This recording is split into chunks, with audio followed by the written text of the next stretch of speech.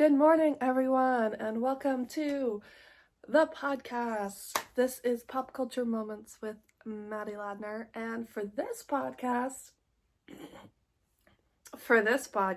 I'm going to be talking about the TV shows and movies that I've watched each week.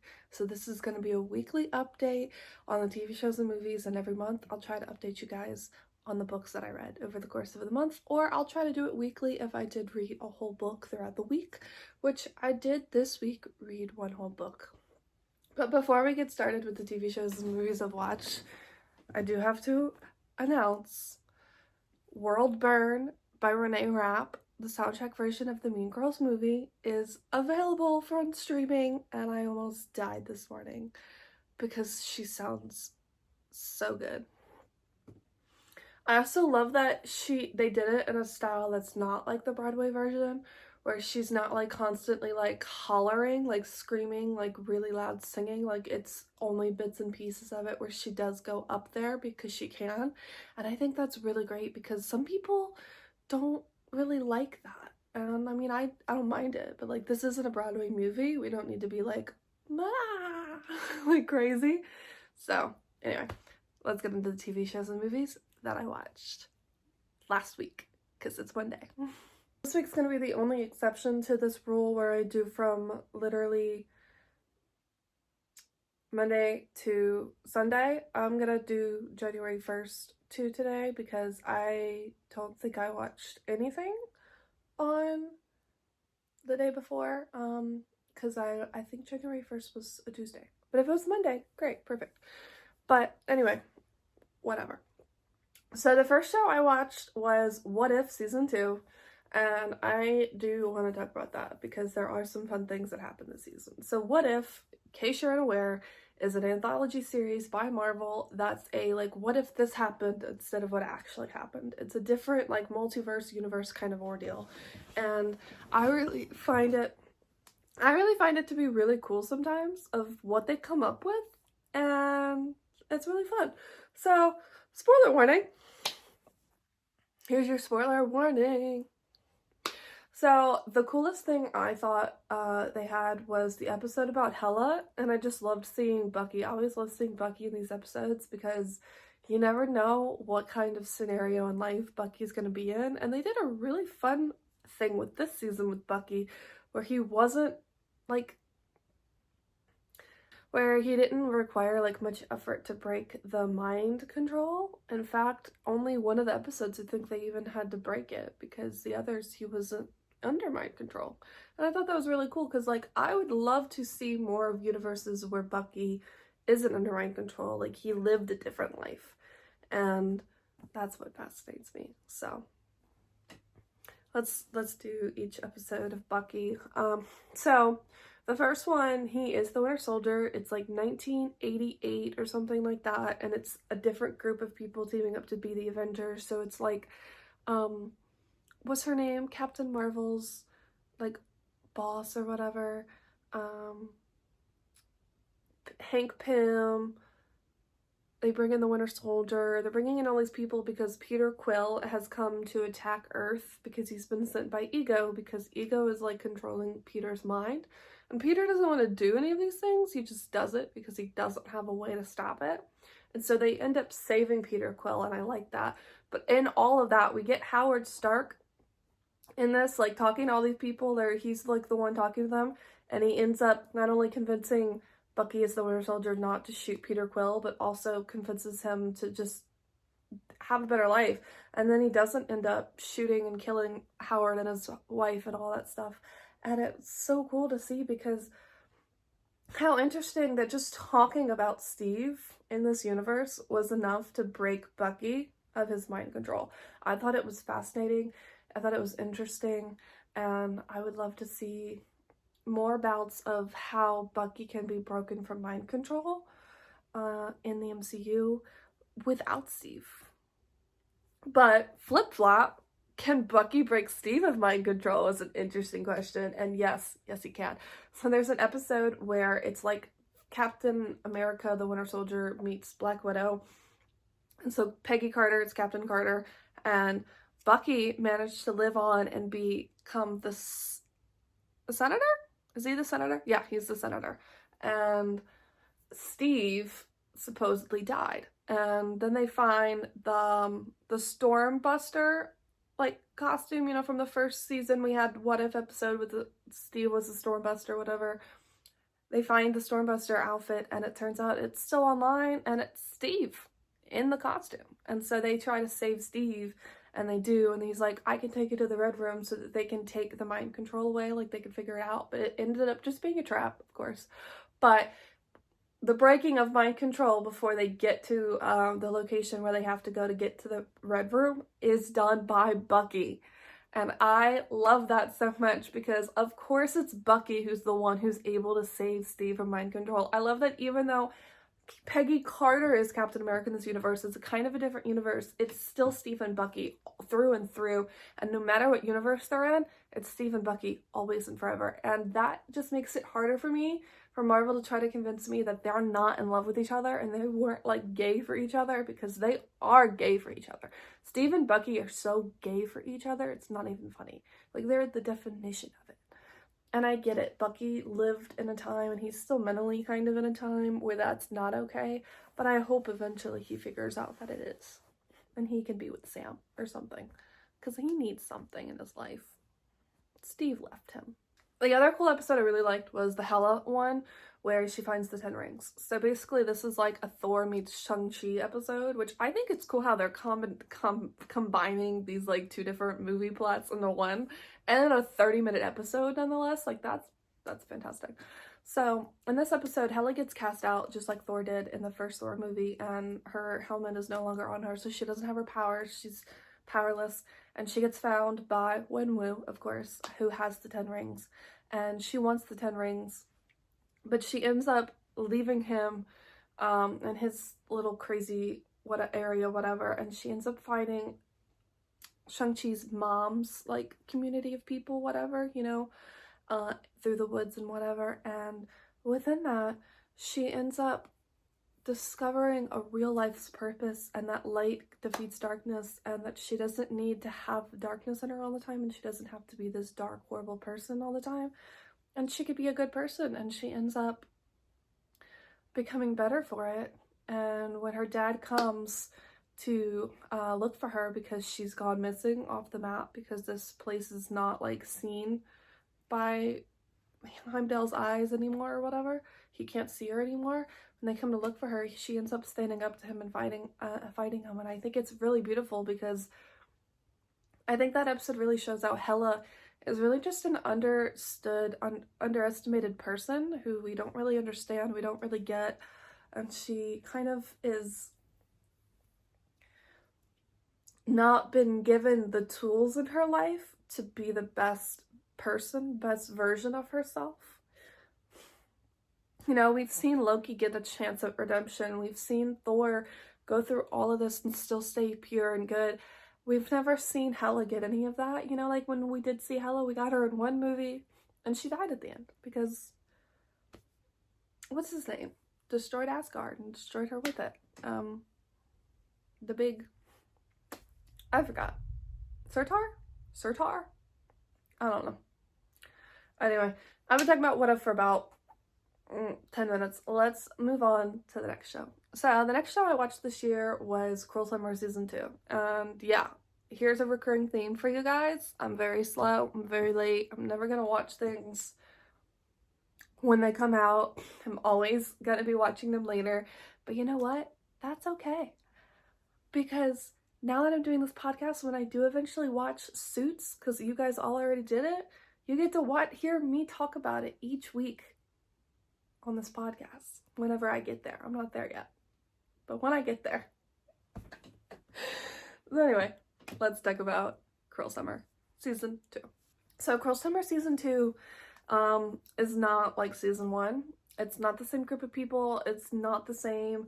So spoiler warning right here, right now, because I don't even know what I'm about to say. I'm trying to remember what even happened because it just wasn't that interesting. I'm sorry, but Season 1 was so good because it was like 3 different years, if I remember correctly, for Season 1, whereas Season 2 is literally over the course of 1 year. Like, all the events of Season 2 happened from like summer of 1999 to summer of 2000. Like all of it happened within 1 year. And the other one having like 3 different years in between. Like there's so much more space for like craziness. And for it to be more realistic that this is like, what? This has been going on this long? And it's crazy. So this season, it's not a like someone was kidnapped and then she killed the kidnapper, whatever story like previous season. This season, somebody just died. And we find out at the end of the first episode that it's Luke Chambers. Now, when you're watching the first episode, you're kind of surprised, maybe. Most people weren't, but I was surprised because I thought it was going to be the Isabella chick because she wasn't in all of the present day stuff. And like the reaction Megan had to the license and everything, I was like, okay, like it must be her. She must be dead. And then it ended up being Luke. And I didn't think about the fact that Luke wasn't in any of the present day stuff either. That's on me, but I don't know. I was still surprised when she showed up, like honestly. In the ending after everything. So that's another problem that I have with this show is it has 3 different like points in the timeline, so like they have to do different colored lighting for this. And what I don't get is like they have the bright normal lighting for the beginning, which is fine. They have super dark like lighting for the late 1999 to you know, and then they have like a kind of mixed sepia, whatever that word is, like it's like a, I don't know, it's like a mix between dark and light. It's a weird color. I don't really know how to describe it. And I was like, I feel like they should have swapped those two, because shouldn't the dark one be the one where they're actually going through like finding out if they're gonna get consequences for what happened? Because they're freaking out. They're like, oh my god, we need to get our story straight. We need to figure out what happened that summer. I mean, we need to figure out what we're gonna say, because you know it takes until the end of the show before we actually find out what happened. So yeah. So as we're going through this, we find out that Isabella dated Luke first, and then Megan realized that she does like Luke, and so Isabella steps back and lets Megan date Luke, and I thought that was interesting. And somewhere in there, they recorded a sex tape, or Luke recorded them having sex, Luke and Megan, and then he was gonna play one of his brother's tapes at this party to like get his brother like in trouble, and then it ended up being his. And everybody automatically assumed it was Isabella. So then everybody in the town thinks that Luke cheated on Megan with Isabella, because they let everyone think that so that Megan could keep her scholarship, because she can't get in trouble or she's going to lose her scholarship. And so, because she's getting her scholarship at school or whatever, she's trying to stay good to get her scholarship. And then somewhere down the line, I guess they eventually tell the truth, because they were like telling it to the cops like all the time when they were talking to the cops at the end. So I was like, I don't know. But they kind of have their ups and downs in these friendships. But it's so funny too, because when like literally we see them first meet, like Megan and Isabella, we literally see them meet for the first time in the first season. My question for this show, I feel like it answered it, but I wasn't really paying attention. Why is Isabella here? Who is Isabella? And like, what was the reason for having this Isabella character? Like, just to become Megan's best friend and just like end up destroying her life and ditching her? Because that's like literally what happened. And so then after the sex tape thing, things kind of got crazy, and eventually Megan decides she wants to make Luke pay. So they get him and they tie him up in the cabin, his dad's cabin, and they didn't know that there were cameras. So of course there's like evidence of them doing this. You guys, I know it's like the late 90s, and so it might not be like something you think of, but like the rich family probably got cameras. You should think about that. So they go to the cabin and they're trying to talk to him and get him to confess to these things, and that's when he confesses that he made the sex tape, etc., etc., etc. They'd have him tied up. Somehow Isabella ends up pulling out a gun And they have this camera, they're recording him, and they eventually put it down. And so when it gets put down, Isabella's like not in frame. And so it later does get used against Megan, but whatever. And so Isabella's not in frame and you can't see her. And she ends up shooting Luke in the ear. And so he's like, oh my God, you shot me, I'm bleeding. And, you know, Megan and Isabella kind of have a bit of a fight and they decide to leave. And then Megan decides to talk to him a little bit longer because apparently she's pregnant. What? I'm sorry. You're what? And so then they leave and he's still tied up. He's still there. And he ends up getting untied and he goes out to the dock. And now from the dock, he pages his brother and his brother comes down to talk to him and they end up having a fight and his brother pushes them off the dock. And then he tries to find him and he can't find him. And so when he goes home, he tells his dad that Luke was like underwater and, you know, whatever. But that's what we think happened. That's what they tell us happened, and that he tells Megan all of this because Megan gets arrested based off of the video because she's the only one in frame. She's holding the gun because she took it from Isabella. Like, it looks like she's the one that killed him because, you know, he was shot and that's part of what could have killed him, but that's not what killed him, and the cops don't know that. So, anyway. So, we get a scene after she gets released because they arrest the brother, and she gets released and she goes out to the dock to say goodbye to him, and then she turns around and she sees like a shimmery glint thing. She gets up closer. She finds out it's a camera. She gets the camera feed for the camera and she watches the footage, and we find out that Luke actually got out of the water and Isabella walked up to him, put his face to the ground in the water and drowned him and pushed him out in the water, and she was the one that actually killed him the entire time.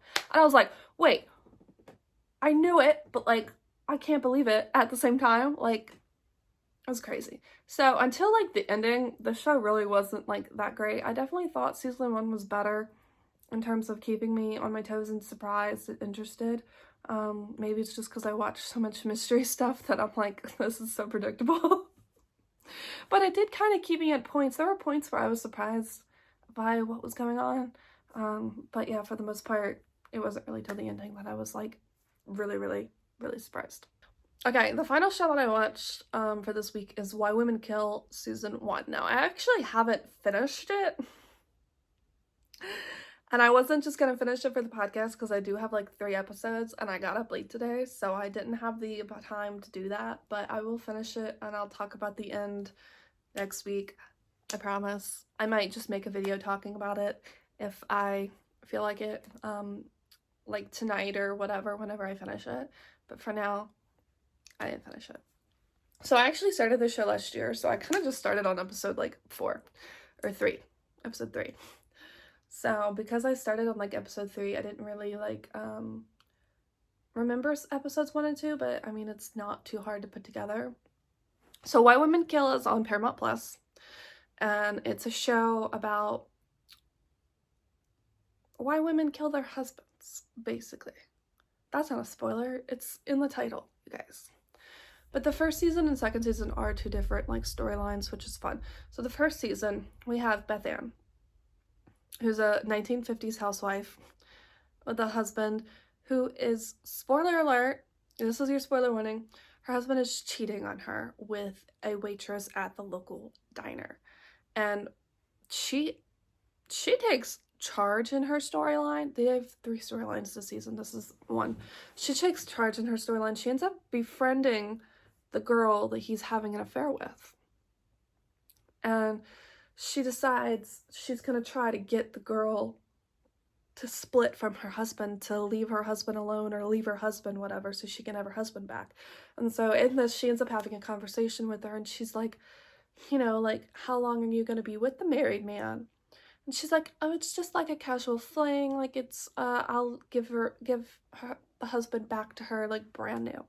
She doesn't ever let the waitress girl know that she is the wife of the husband. In fact, when she gives the phone number, she gives the phone number for her neighbor's house who she talks to about this stuff all the time and says, like, you know, when you call, ask for the other Sheila and she'll know. And then, you know, she has to go get the doctor on the phone, whatever.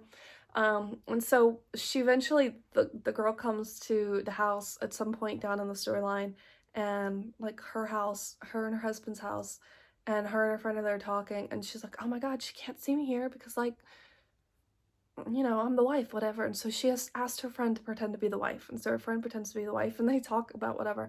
And it was crazy. And so after that, I don't know if it's after or before, but we find out that this girl is pregnant. And that is why she won't leave the husband, because she would have under normal circumstances, I guess. But like, okay, this is over, but she's pregnant. And so, of course, Beth Ann is now seriously worried that her husband is going to leave her if he finds out the truth. So when she decides to tell him, she's like crying, she's upset. And he's like, what's wrong? Are you sick? And she's like, yes, I have cancer. She just is like manipulating at this point. And I'm not saying that's okay. I'm just like telling you like what's going on. I think that's absolutely crazy, but this is also 1950s. So she is living in a time where getting a divorce from your husband or your husband leaving you or whatever is probably like a really big deal. So I understand her trying to keep her husband, but why not just tell him the truth? Tell him you know about the affair. Like, that's what she's gonna do. Tell him she knows about the affair. Tell him she knows the girl's pregnant, but he doesn't know that the girl's pregnant, and that's the thing. So I guess I'll find out what happens next. Anyway, so there's 3 different timelines. The next timeline is Simone. Now, Simone is a 3-timed married woman with her current husband, and she's got all these friends, and she's like the socialite. She does all the stuff around the town, like the parties, whatever. And by the end of the first episode, she's found out her husband is actually gay. Her husband is gay. So she's, of course, very distraught, very upset, but she decides to stay with her husband because, you know, it's not really like the kind of marriage that is feeding her desires and her needs anyway. And so she decides to stay with him because her daughter is getting married soon and she wants to not look bad. But within this, she ends up having a, like, relationship, if you will, with her best friend's son, who's, like, way younger than her. Like, he's, like, 18 and she's, like, 40. So, weird. Okay, I know, it's weird. And so she's like having this affair with her best friend's son, and eventually they're all like having dinner with the parents, I guess, of the to-be husband of her daughter, whatever, and she ends up telling them like, oh, my husband and I are getting divorced because he's gay. And then he says that she's, you know, having an affair with the son, whatever. And so they both embarrassed each other, and they decide they're gonna get a divorce, but they're gonna stay friends. And so, yeah. And then the final storyline is a throuple. A threesome, if you will. So, I forgot her name. Taylor. It's Taylor.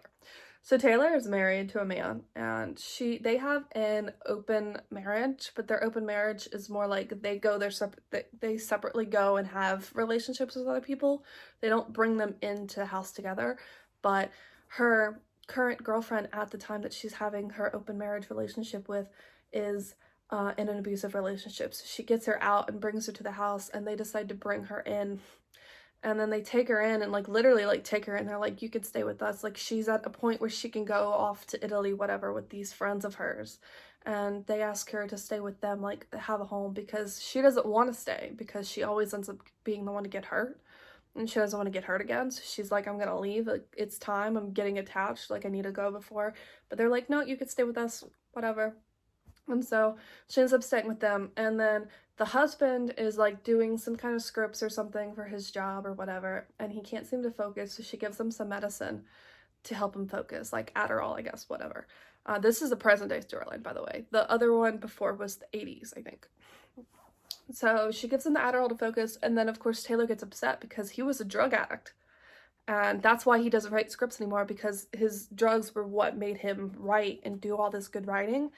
Now that he can't do them anymore because he went to rehab, he isn't like selling and he isn't making any money. She's making all the money, and that's some of her problems. So he's trying to get back into making the money, and he ends up back on the pills that the girlfriend gives him or whatever. So it's crazy. So yeah, I don't know how that storyline's gonna end, but we shall find out. But this has been a long talk about TV shows, so let's do the movie recap really quick before we send you on your way and you're done listening to me talk, if you're still listening. So I watched 3 movies this week: Saltburn, A Good Person, and Zombieland Double Tap, because it was finally streaming somewhere, because I've been looking for it forever since I watched the first Zombieland movie, because it wasn't wherever the first one was whenever I watched that one. I don't know what the deal is with movies. I ended up finding it on Hulu, but we do have Hulu Live TV, so it could have been like airing on a TV channel and it was just streaming on there because of that, which is probably why I haven't been able to find it if it's been that way the whole time. But I don't know. So you can go look and see if it's on your Hulu, if you have regular Hulu.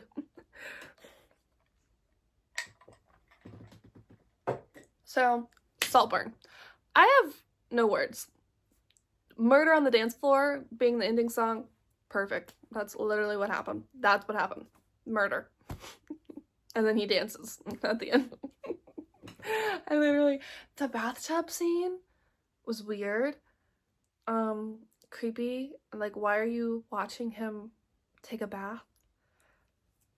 It's just weird. And then he goes up to the bathtub and he like drinks the water as it's like draining.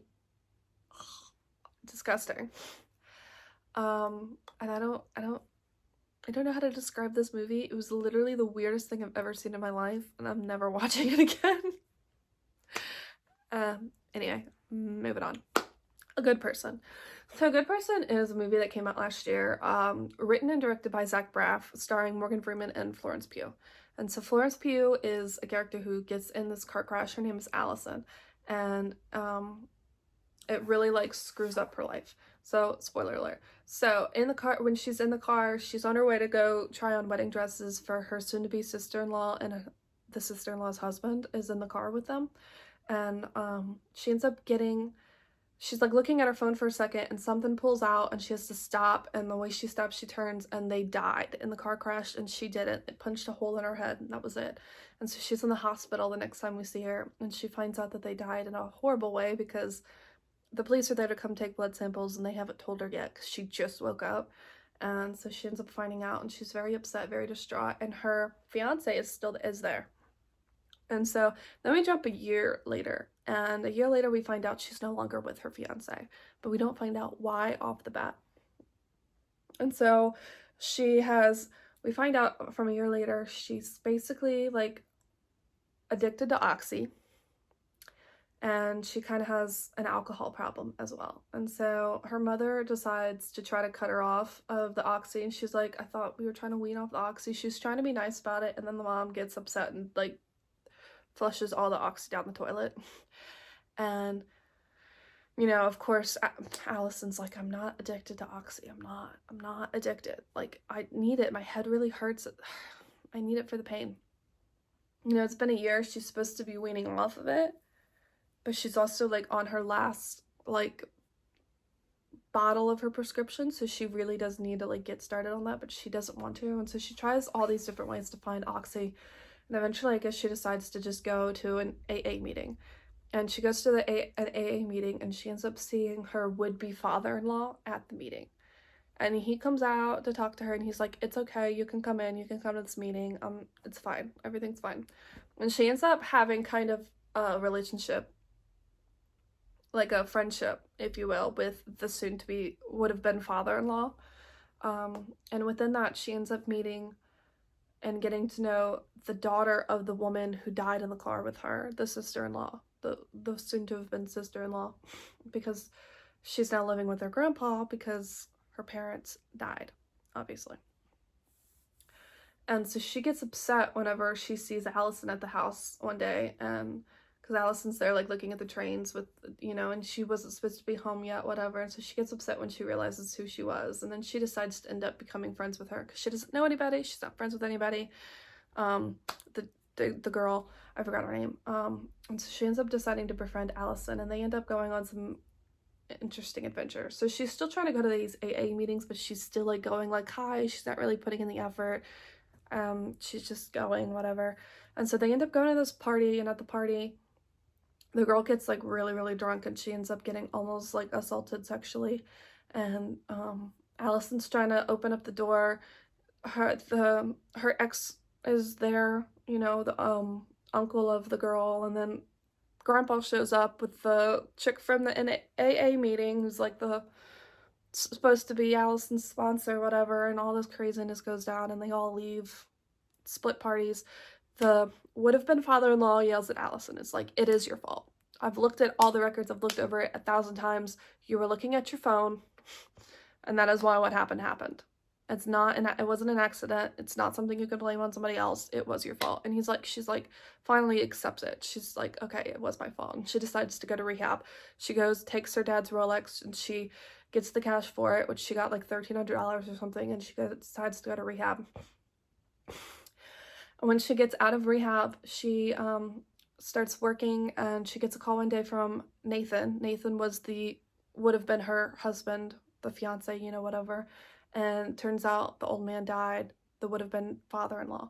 And so they have a funeral service for him, and that's when the movie ends, is at the service. And he leaves her a letter and asks her to help him take care of his granddaughter, who he was taking care of, and now Nathan has to take care of. And it was sad and beautiful, and a beautiful movie on addiction. I love how I literally just explained the whole plot to the movie. Like, you're welcome. It was a beautiful movie on addiction and, you know, how an accident, how something can change your life so much. And it's just, I thought it was beautiful. I cried through like half the movie. It was a wonderful movie to watch, but it was also a really sad movie to watch. And Morgan Freeman and Florence Pugh absolutely killed their performances. I thought they were positively fantastic. And that's that.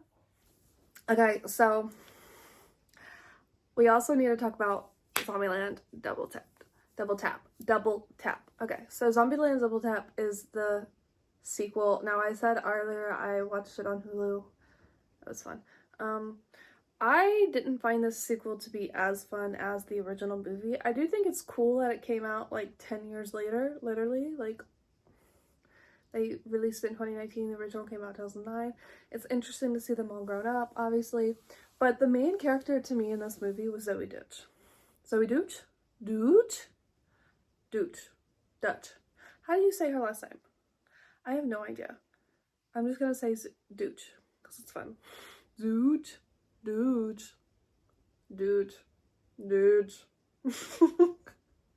an idiot. So, yeah. She was so funny. She has like this Valley girl accent where she like talks like this like all the time, and she's really, really dumb and really, really annoying, but she's the like best part of the whole movie.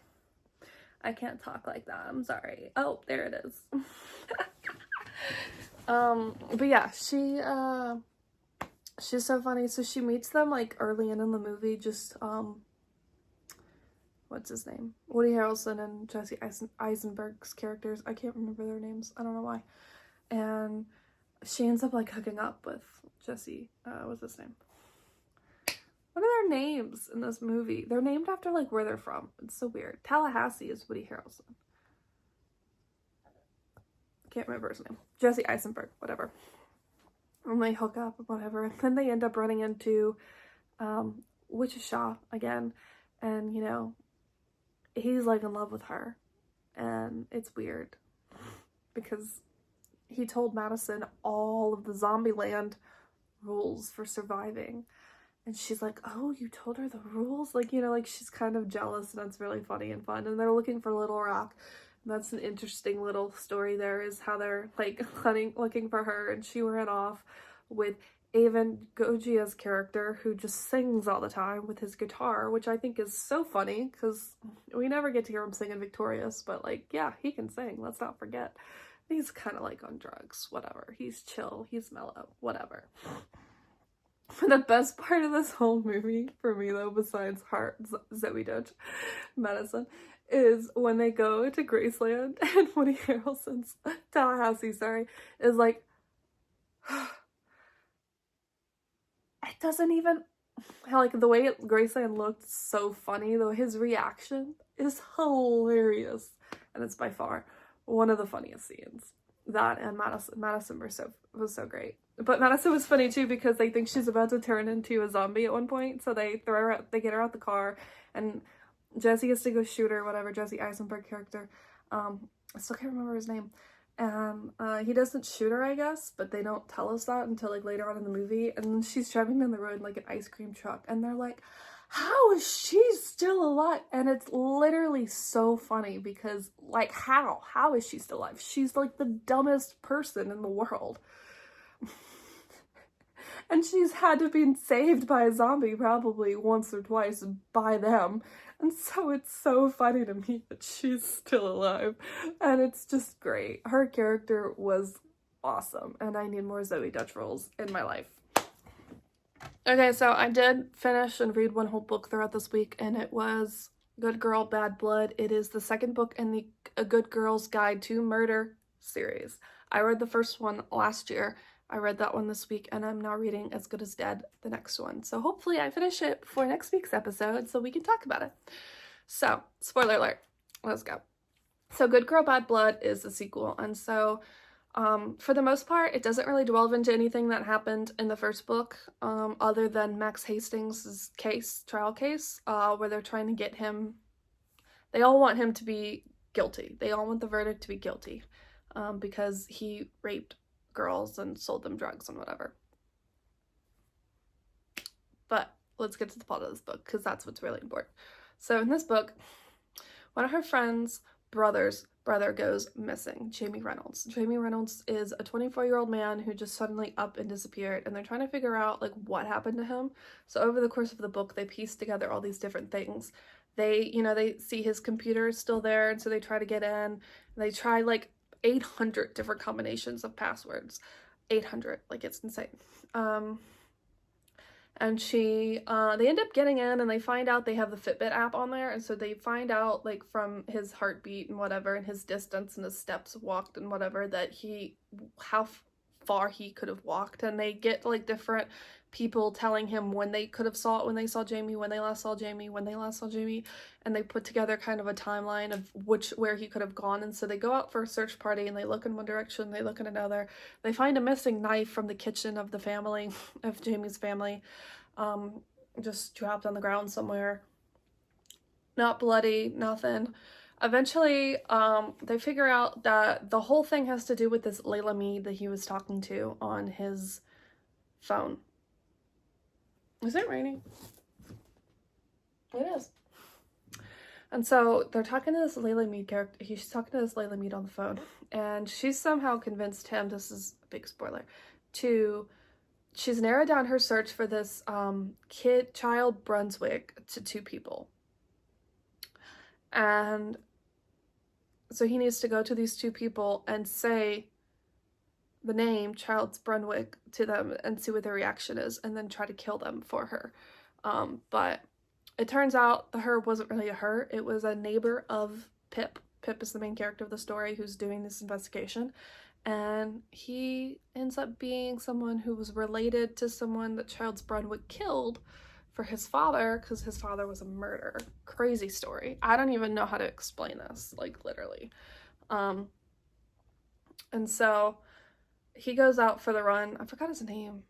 I forget the names, and that's the problem with me. It's like, I want to talk about it with their names, but I don't know their names. And so they figure out who it is before he does, and they go to his house, and it ends up being Stanley Forbes, some dude in town, and he's like, they set me up with a name, whatever, I've lived here my whole life, I don't want to have to move again, like, don't tell anyone. And Pip's like, I won't tell anyone, but my friends are at your house trying to get Jamie out. And he's like, did they break a window? And she's like, yeah. And I was like, then it's already over, the cops are there. And so then the dude shows up, who we find out ends up being Layla Mead, and it has a crazy thing, and he kills Stanley Forbes. the dude, and sets the building on fire with Pip in it, and so Pip has to get out, and she drags Stanley out. She tries to save Stanley, but it's too late. And then, but she's found out before all of this that Jamie is okay. Jamie was at the house the whole time. Stanley just kept taking care of him. They made a deal. They were just going to find out who Layla Mead was, and then he would let Jamie go. So Jamie was just missing this whole time because he was stuck at he was kidnapped, but you know, he was kind of okay with it. But at first he wasn't. He whatever. So yeah, that was kind of crazy. Yeah. But those books do only seem to have like the crazy reveals at the end of the story. And as for the Max Hastings verdict, he was found not guilty, and so Pip's very upset. So of course she releases a audio of him confessing it, and you know, that ties into the next book. So we'll talk about that with the next one.